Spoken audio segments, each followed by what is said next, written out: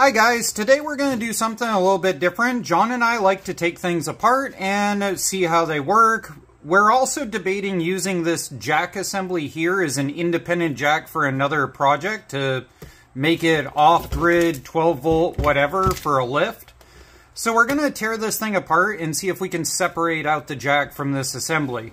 Judging from how it broke when we were lifting up our van, I'm going to assume that it's separate on the inside. It's just kind of finagled together.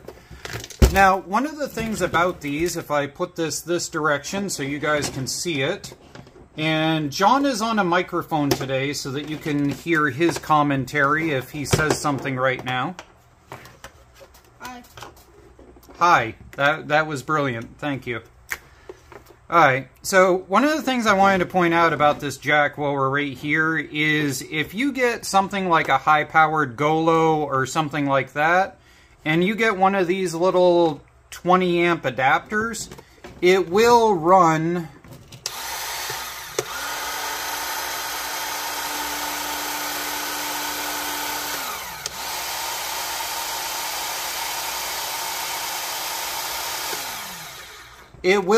the jack.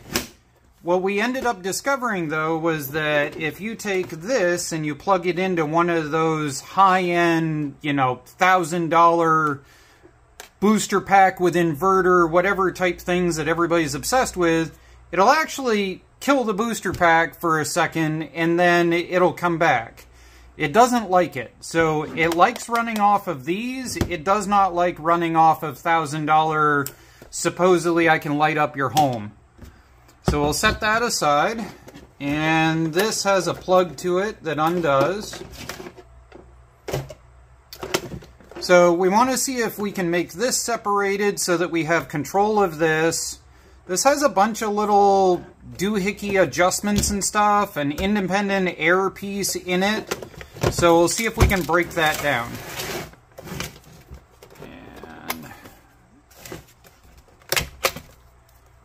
Bunch of fuses, bunch of other stuff. Alright, let's see here. This is actually an extended bit that I bought for working on John's Power Wheels, but it works amazing for taking apart stuff of this nature.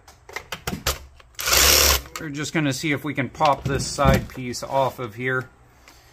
See, this is another part. This has some weird little Allen in it that was marked as emergency release. So, I guess we'll figure out what's up with the emergency release. Okay, what did I miss? That one's done. That one's done. I don't see any more down in there. I think I already did this. Yep. Okay. Double check these. Oh, those are definitely done. Oh, you know what? There's a giant sticker right there. John, can you grab a knife? Let's cut that sticker. Alright. Yep, go ahead.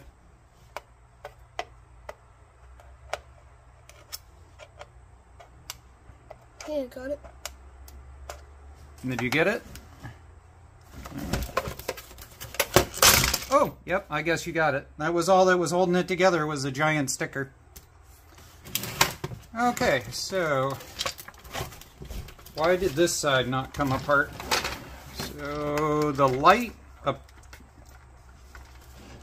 Alright. I don't know if you can see that in camera, but it looks like that light is, yeah, wedged over the top of everything. So, John, go ahead and grab a flathead and see if you can pry right there and pop it.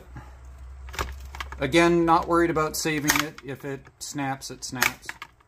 Try not to hit the camera if it flips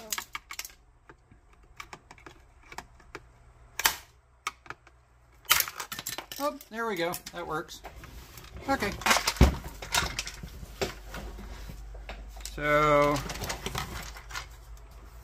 looks like the air hose will come out through there's the light piece. So that shows that that light piece actually, if we had figured it out, twists and then pops out. Yeah, you can see right there it's got a twist and pop out section. So if we had taken that off before we undid the screws, I bet it probably would have come off nicely.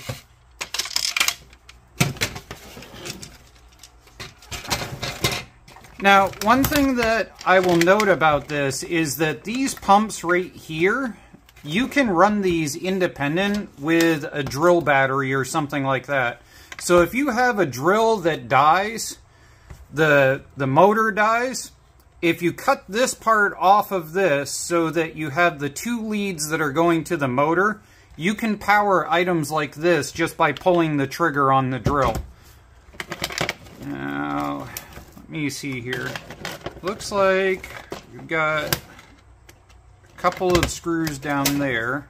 Why don't you see if you can undo those two?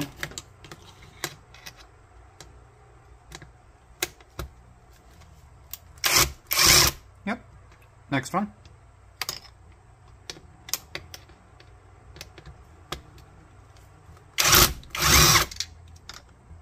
Okay. So, let me see here. Got a weird little resistor in place. That must be some sort of voltage drop in order to run the LEDs. So I'm going to bet the LEDs are actually like 5 volt or something. And that looks to be... What is this? That's squishy. Yeah, that's weird. I wasn't expecting that. I don't know what that is. Maybe we'll trigger it later independently and we'll see what goes on there. It's like rubber. Yeah, so that looks like it'll pull out once we figure out how to get the pump out. Right there. There's 1, 2 right there holding the pump in place.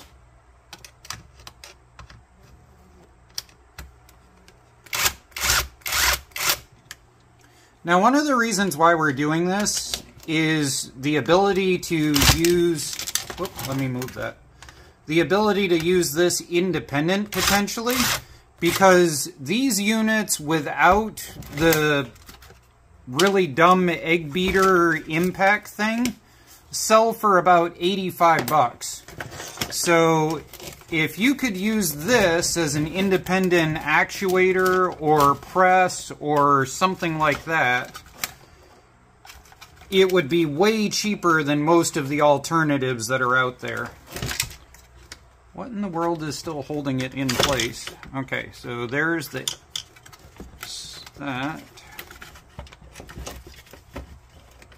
What is still holding it?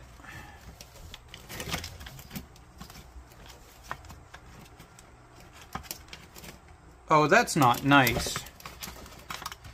See if we can get that camera angle in there. Right there, there's a hidden one down in there.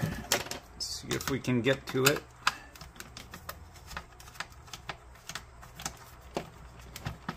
And I apologize, you guys. We're working with a new camera angle and a new setup here for doing this kind of stuff. John and I hope to do a lot more of these kinds of videos as we investigate stuff this winter. So let us know if you like this.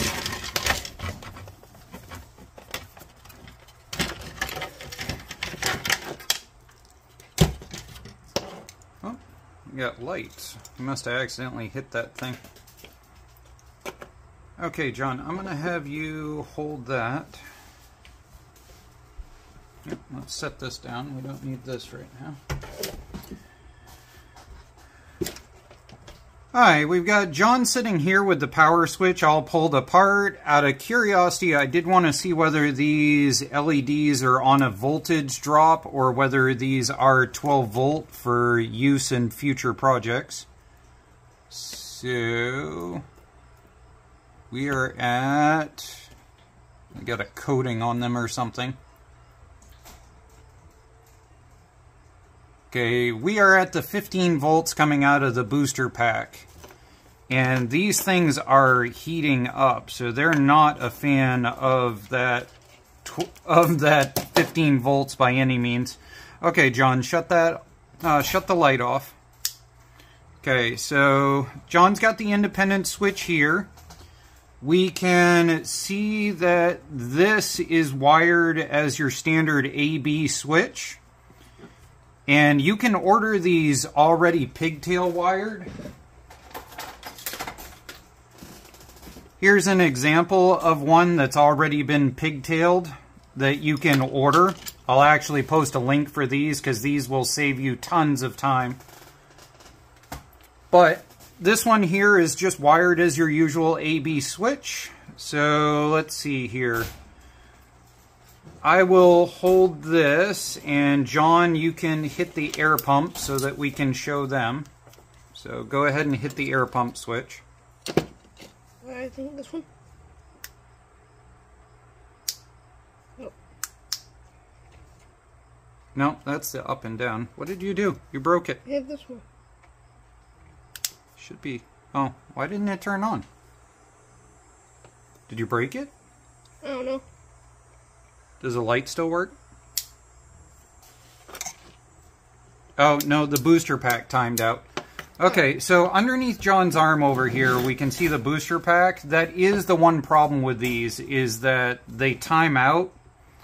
And... Whoa!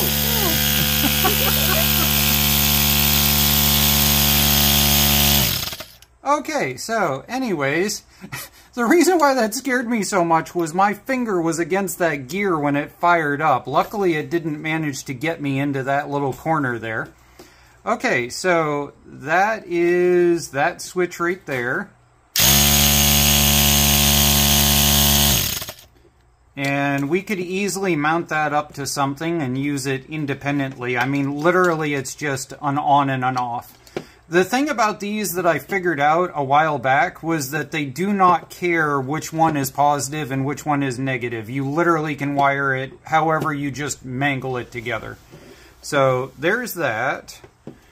Okay, let's not try and chop any more fingers off. So we'll set this one to here. And we'll set the light to off. Okay, John. So this is marked with a U and a D. We've got a U for up and we got a D for down. So John, why don't you hold that? And this has no safeties in it. I don't know why they designed it without a fully extended and a fully shut safety, but you have to be the safety and not burn things out. So John, go ahead and hit the up.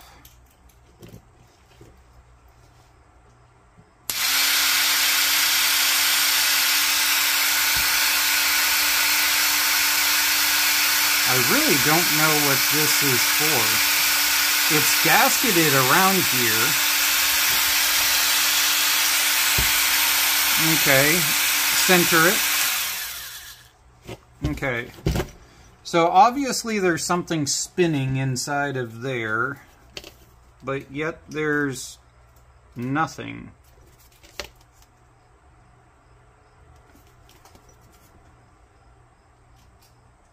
I don't get it. Anybody want to put in the comments down below what they think is going on here? Because... Alright, I need this to function, so I'm not going to tear it apart further down to nothingness. But... now I'm really curious. Okay, I don't think I can see anything down in there. Go ahead and... let me see here. Alright, I'm going to stand up.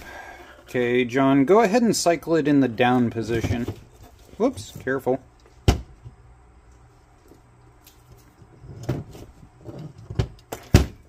There. Oh, battery pack timed out. Hit the red button. Okay, do it again, down position. Yeah, there's definitely pressure building in here. But I don't seem to affect it if I push on there. Okay, stop. Okay. There's nothing there that we can see.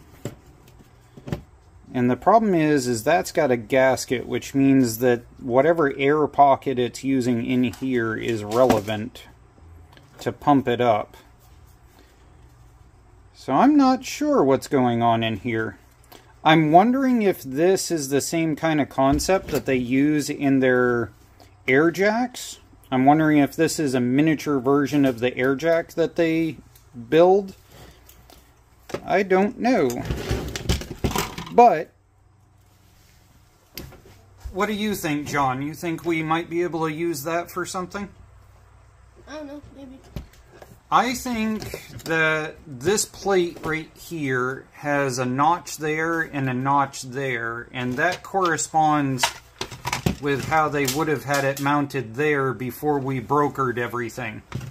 So what I think is that if we make something it slides into that goes down these two sides, that it'll plate into it just fine. So maybe we could slide it down in or slide it across into the item.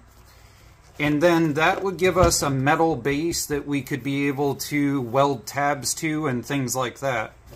Now I know the question's going to be what size is this thing, so do we have a tape measure?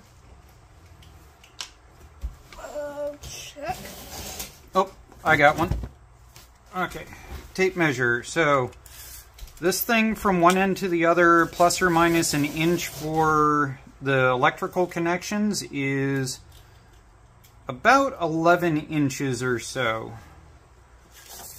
And width-wise, with the air bag thing, it's a little bit under 5 inches or so. It's really closer to about 4.5 or so. And the base that we might use for stuff is just about 3.5 inches. So if you were to get a piece of 4-inch steel, you should easily be able to make a couple of edges this would slide into and buckle into. So that's what we're thinking. We're thinking we're going to go and make something that works for this base in order to be able to add this kind of capability to another project. See, that's the other thing. This right here, they've done something to this that it locks in place and you cannot remove it. But it comes out more than far enough that you could make a metal tab that slides down over the top of it, and then you can weld your tabs to it. Or this is steel. You could weld directly to that without any issue. Well, actually, wait a minute. Let's make sure it's steel. Yes, so that is steel. And this obviously is aluminum, which is why it is I'm saying we'd have to slide it into something. Hi, John. So we've got this torn down. We've got the 3 separate components. We obviously can break down the switches without too much of an issue. One note that I did find here is that if we wanted to just pull this, we would have to figure out the wiring from... Yeah, so if we were going to pull this to run this, we would have to take this red wire and connect it to where this blue wire goes in order to make this work. Well, apparently my cheap soldering iron decided this might be its last video, but if we punch that thing so that we've got power, and we've got our positive coming into this end, we've got our negative coming into this end, we should be able to go up, stop, and down.